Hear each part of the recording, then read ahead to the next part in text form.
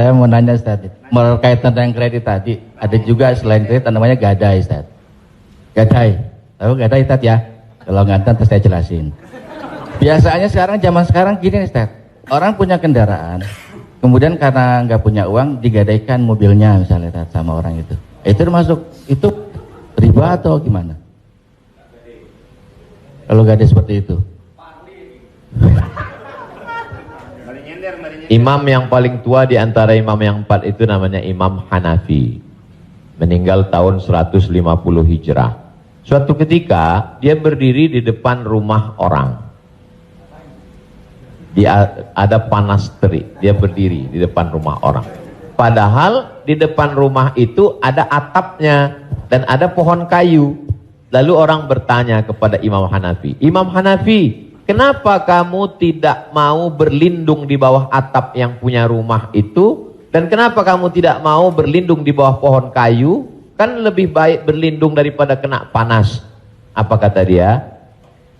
Saya meminjamkan uang pada orang ini dengan sistem gadai, maka saya tidak mau mengambil keuntungan dari dia. Ayyuma lahmin kullu qardin jarra naf'an fahuwa riba. Setiap gadai pinjaman kalau kita ambil manfaat maka itu berarti riba. Tidak mau bernaung di bawah atap rumahnya karena itu dianggap sebagai manfaat. Jadi manfaat tidak hanya sebagai uang tapi juga manfaat sampai sekecil itu dia menjaga dirinya. Jadi gadai dalam Islam hukumnya boleh tapi jangan ambil manfaat dari gadai. Yang terjadi sekarang adalah orang mengambil manfaat dari gadai. Saya punya uang. Lalu kemudian ada orang mau pinjam uang. Saya tidak percaya dengan dia. Ustadz pinjam uang 100 juta. Saya nggak percaya. Kalau Ustadz nggak percaya, ini sawah saya 1 hektar.